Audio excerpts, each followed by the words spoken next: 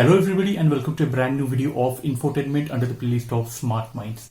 Well, today we'll be seeing a very important video in this time, that is how to properly use a pulse oximeter.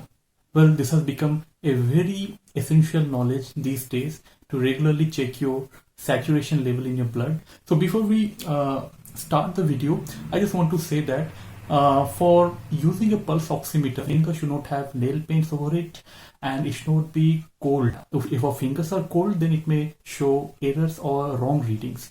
Make sure have a clean finger without nail paints and allow your hand to come to the room temperature if you just recently washed your hands. So let's see how to use that on the table. So as you can see, this is a pulse oximeter. Just make sure you buy from a reputed brand, since many cheap oximeters might give you wrong readings. So here I open it up. Yeah, as you can see, this is the pulse oximeter.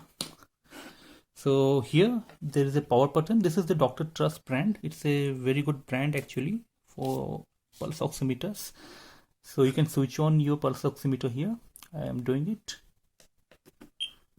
So as I said no nail pen because it might show some wrong readings. So here I have switched it on.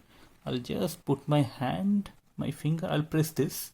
Once I press this, a gap would open up here. I'll do this. I'll put my index finger here. I'll keep it flat on a table. Just make sure you don't make much of movements in your hand or your finger, and allow it to take the reading for 30 to 60 seconds. Don't just put it inside and once the reading comes you note it down. It should not be like that. Allow it to take readings. As you can see, there are some figures here. I'll show you. This is the saturation level, that is 98, which is normal. This is showing my pulse beat, that is somewhere around 109. Since I'm speaking a lot, so it has increased. Usually it comes like 90, 80 or something like that. And you can see my respiratory rate also, it is showing here like 27, which is a bit higher since I'm speaking for this YouTube video. So it has gone up to like 30 also.